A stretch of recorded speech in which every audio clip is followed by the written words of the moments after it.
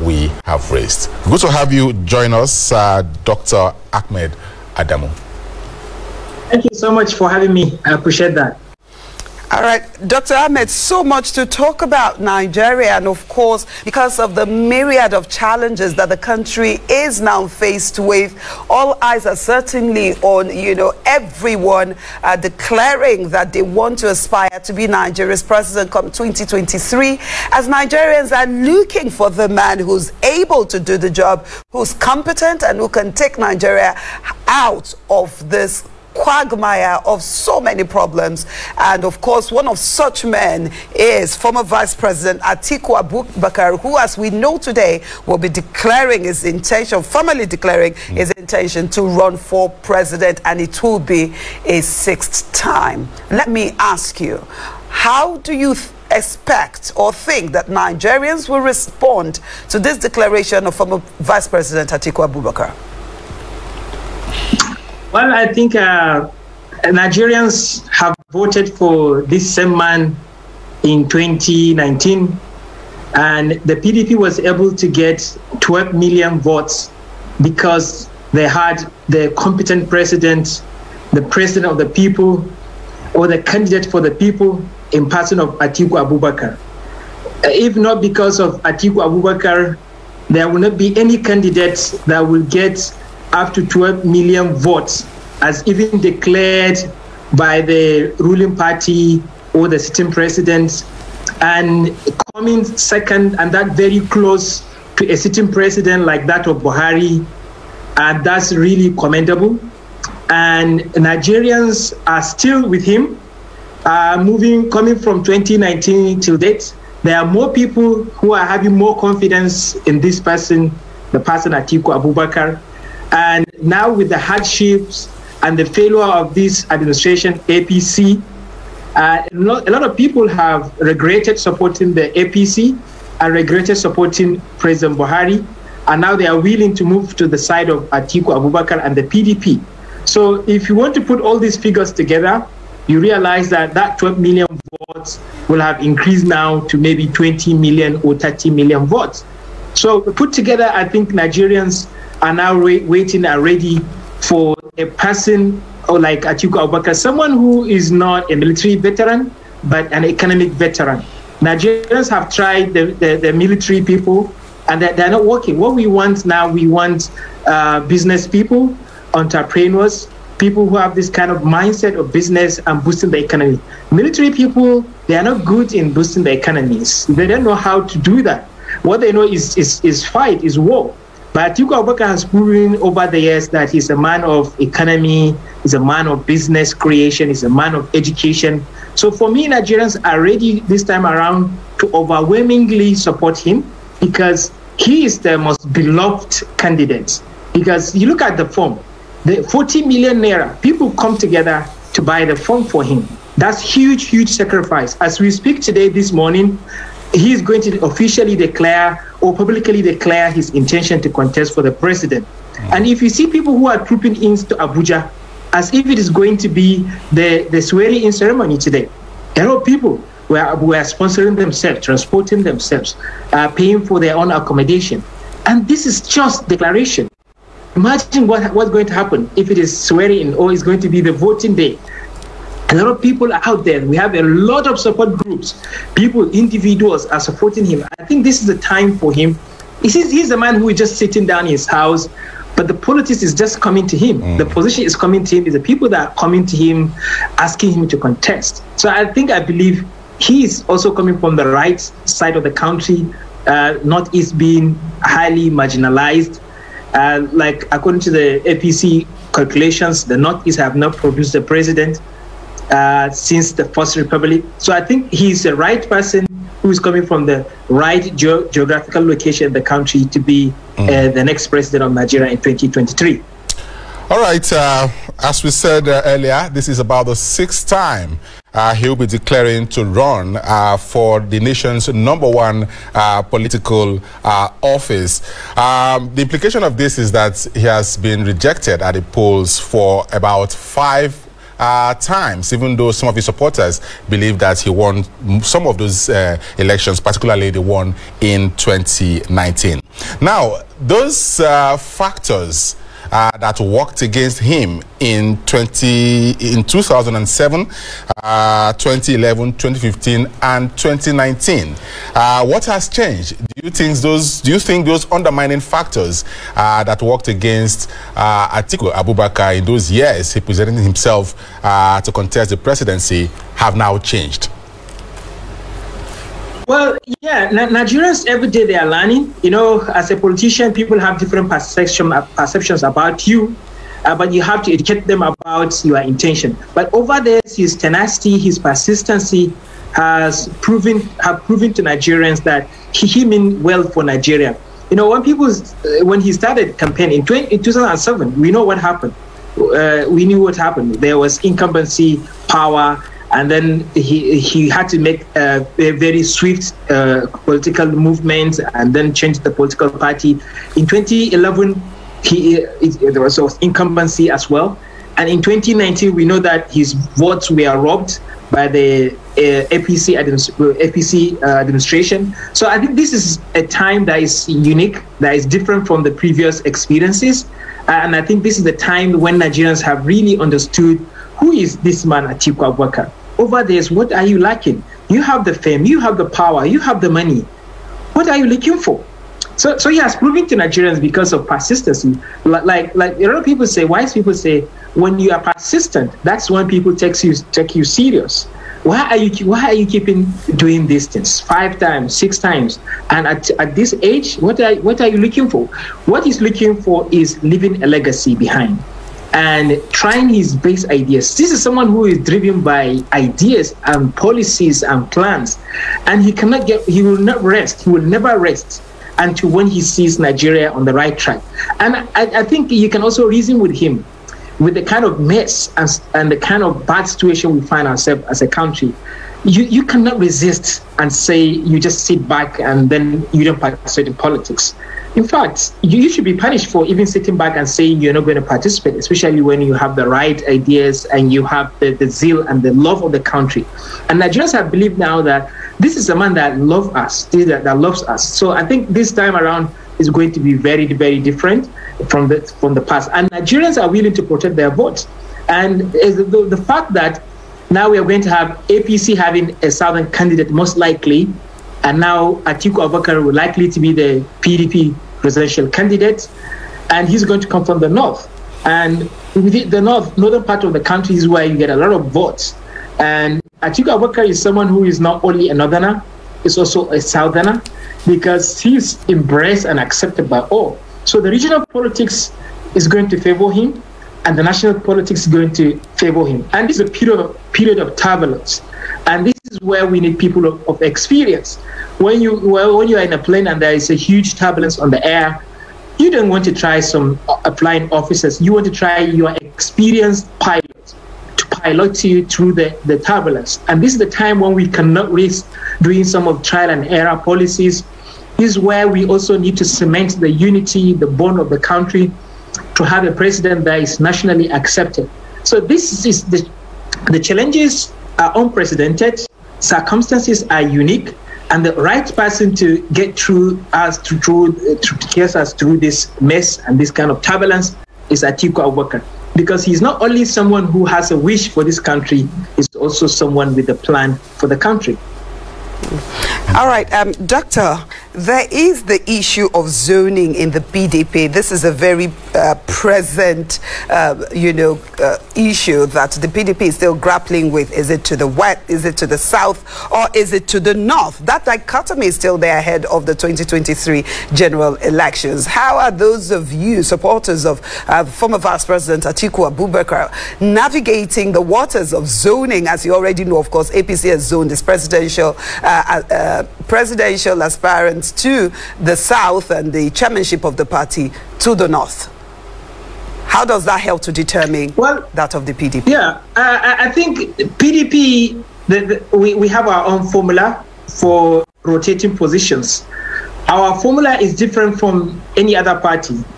And according to our formula, And yes, we do the rotation from north to the south.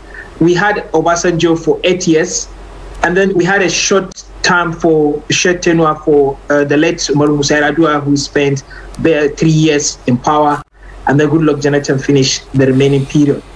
And then that's the only time when we are in power for this 16 years. And if you look at this 16 years, 13 years was for the southern candidates or presidents. So I think PDP, the North, has been marginalized in terms of the duration of the power. And I think so this time is for the North in PDP, because the North have only ruled for 3 years, according to the PDP calculation. So we need to give it more chance to balance. And if you look at the PDP is not looking at the North or the South. PDP is looking at the 6 geopolitical zones. So when we are doing our power rotation, we are not doing it South and North. We are doing it region by region. So if you look at the Southwest have produced Obasanjo, and South have produced Goodluck Jonathan. So the only region that has not produced a president in PDP, and in the entire count, all the political parties, is Southeast from the South. So Southeast now can produce a president. And when you look at the Northeast have not produced any president since the First Republic. So, but Northwest we had now Buhari, and now we had Yar'Adua, and now we had so many head of state from the North Central. So I think Northeast is being marginalized, and this is where you have a lot of issues from insecurity and economic backwardness. So this is the turn for either Northeast or Southeast, and Northeast is where Atiku Abubakar comes from. So I think for me, if there is going to be any zoning formula in PDP, it should be zoned to these 2 regions, either Northeast or Southeast. But at a time when you don't have power, you are not in a position of authority, you don't have anything to share. You are not sharing we don't have the power in our hands. What we want is to get the power back. And who can help us get the power back is the right candidate. Even if the Southeast have been marginalized or Northwest have been marginalized, if their candidate cannot make the PDP win this election, then he is not the right person. The only person that we should zone this power to is the person that can win this election. And Atiku Abubakar is the only candidate that can win this election, can win the power back to PDP, and we should zone this position to him alone. Because what is the essence of you giving a ticket to someone who cannot win the election? And then we all lose. If PDP lose, we all lose together. So it's not only one man that is losing, it's everyone, it's the party. And this is the best chance for us to present the candidate that can win this election. It's not about balancing or which zone is taking what. You can only talk about that when you have power in your hand. But for now, you're only looking for the candidate that can win this election. So above all, I think and I advocate that in the zoning formula committee, which is being constituted, I advise them to look at the national interest and the interest of the party. And the only interest of the party is a candidate that can win this election. And what I will advise is to open the ticket. Everyone should contest. Whoever is interested should contest. There should not be zoning this time around. So, and if that happens, I'm confident that His Excellency Atiku Abubakar will emerge and win as a presidential candidate in 2023. All right, Dr. Adamu, you agree with me that Nigerians are still very sensitive to the issues of zoning and power rotation. They are very much interested in where their president comes from. By May 29, 2023, that's of course next year, President Muhammadu Buhari would have done 8 years in power. And of course, he is from northern Nigeria. You did, of course, mention the Southeast as among geopolitical zones in this country that has yet to take a shot at the presidency. Dr. Adamu, in the spirit of equity, fairness, and justice, and beyond personal and political party considerations, what do you think is fair for Nigeria at this time? Yeah, like I said, the fairness is to, constitutionally, Nigeria is divided into 6 geopolitical zones. So instead of looking at it north and south, we should look at the geopolitical zones. And I'm not against a southeastern president. Yes, the southeast should produce the president. That's fairness and that's justice. But this is politics, and politics is a game of number as well. And when we have a democratic party like PDP, the PDP has not stopped any person from contesting. And if anyone from Southeast want to contest for the president, of course, he's most welcome. And it comes down to the party members now to elect who they believe in. So it's democracy. So, and I agree that we should have a candidate from Northeast and or Southeast, because these are the 2 regions that have been marginalized, that have not produced a president. And for me, personally, I think it's not about who produces the president, because we have this Federal Character Commission or policy that says every state must be represented in governance. So it doesn't matter the top head, but everyone is being involved because it's a federation. But I understand we are so much sensitive about who is the president. I agree and advocate for Southeastern candidate, but it's politics. We cannot just say take it on, or we just hand it over and we drop it. Or if you want to take it, pick it. So they have to come out. They have to participate. They have to form alliance. That is when it happens. And now that I don't think there's any candidate in PDP from the South, I have not heard of that yet. Maybe I didn't hear that. Maybe there's someone, I don't know. But what we see, the prominent candidates are largely from the North. This is leading by Atiku Abubakar and Bukola Saraki, and the governor of Bauchi, and then of governor of Sokoto State. So these are the top candidates, but we have not had anyone from the Southeast. So I think if Southeasterners want to get the power, let them come out. We are willing to support them, but I believe they've been marginalized. They should be given the chance. But now I think it's a chance for Atiku Abubakar, because he's someone who will support the Southeastern political agenda, because he always believed in them. And he's someone who has been picking people from the Southeast as his running mate. And how many OBs has he taken? In his recent speeches, he talked about picking 2 OBs as his running mates in the different elections. So I think he's someone who also believes that there is no difference in terms of the ethnicity or religion we practice. He's someone that associates himself with all diverse ethnic groups.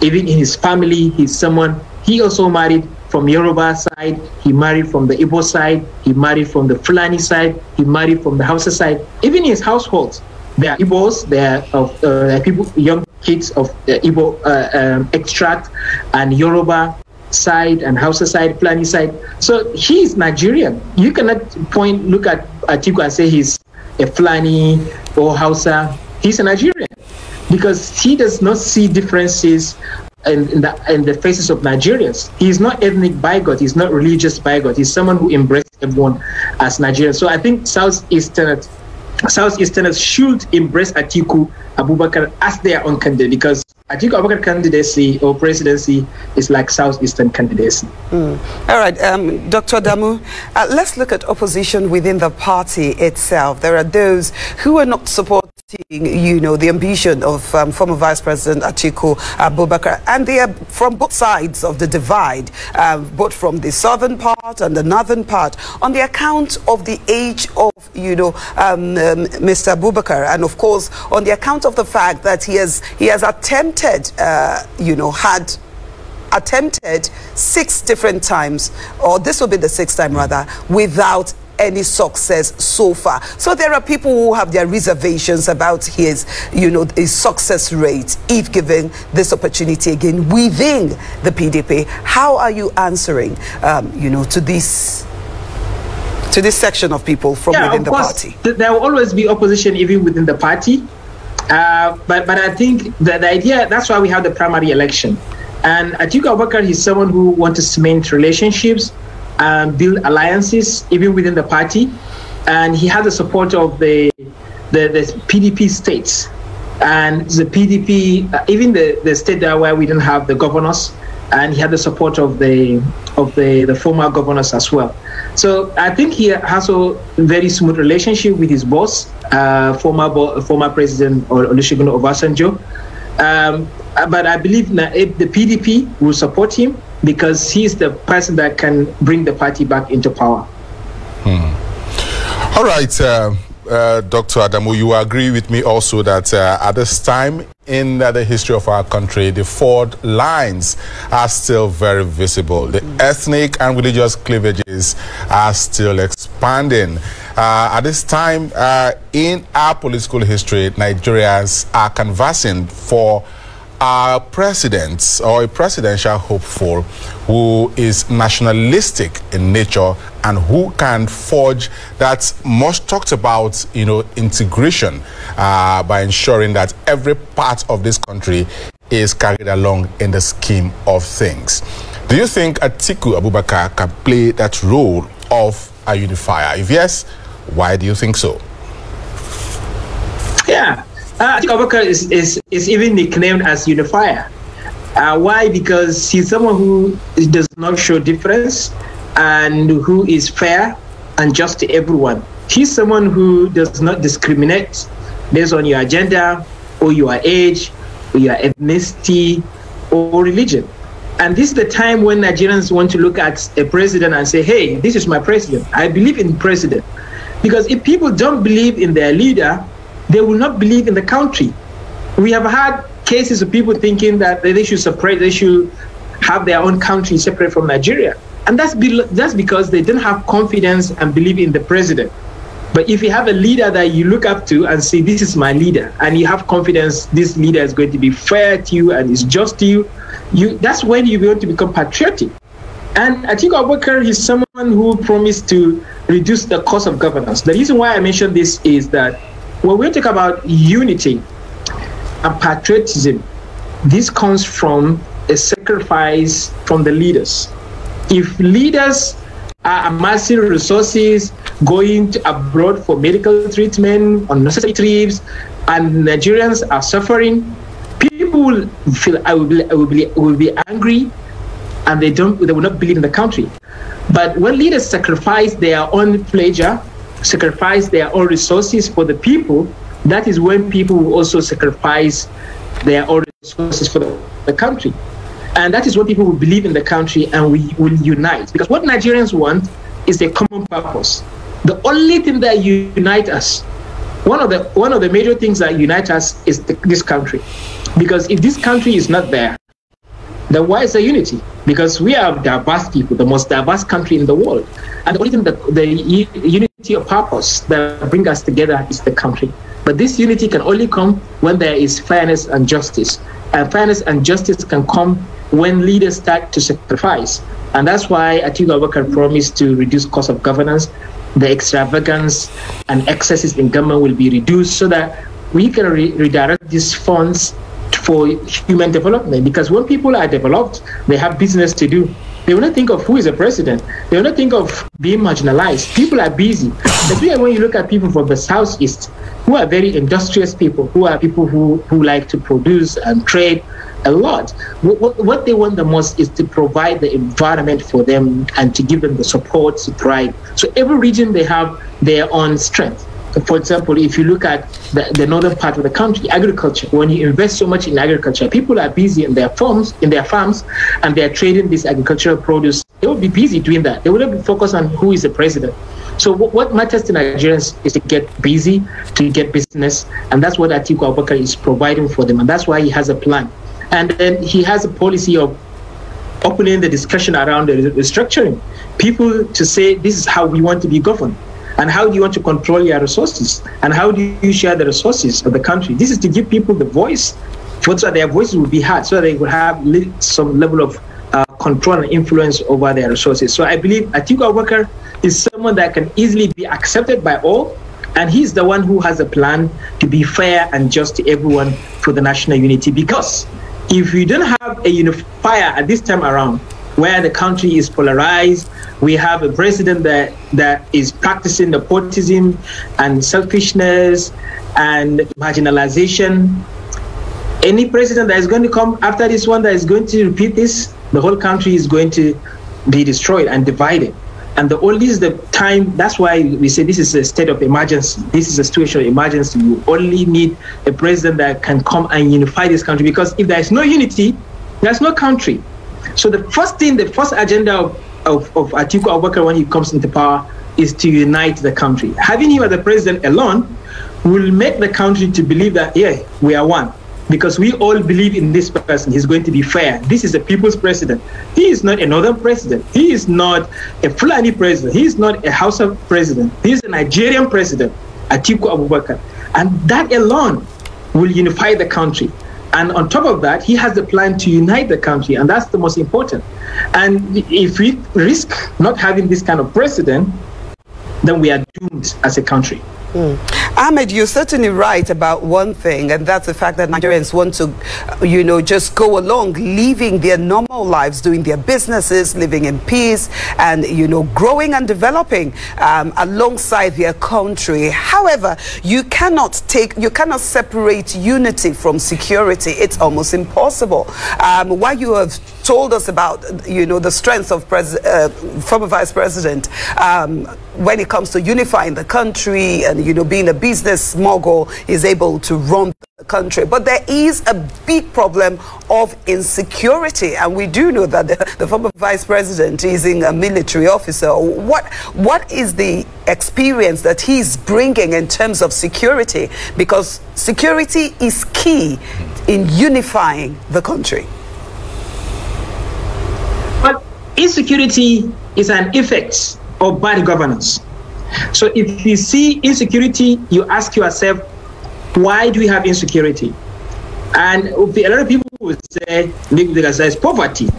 And what causes the poverty? Sometimes people will say, lack education. And then why don't you have you don't have the right education? You keep going down the ladder. The last place where you're going is bad governance. Because when you have a good governance, you have this provision. People will have things to do. People will become educated. People will get jobs. And then there will not be insecurity. And people lose values of their own lives. And that's why they don't value other people's lives. And that's why they engage in killing people. But how do you improve and make people value their lives? Is by giving them jobs, by making them busy. And that's where Atiku Abubakar is an expert in. He's an expert of creating business. He's an expert of creating jobs. He's one of the biggest employers of labor in Nigeria. And he has done that. So it's clear evidence that he can continue doing that. And he knows how to do that. If I say I'm going to give you a cloth, the first thing you need to look at is my own cloth, so that you can predict what kind of cloth am I going to give you.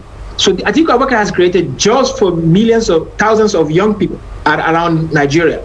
And that's what he's going to do. Once you fix the poverty, you get people jobs, they have income, they will value their lives, and there will not be insecurity. All these people, they will not engage in that.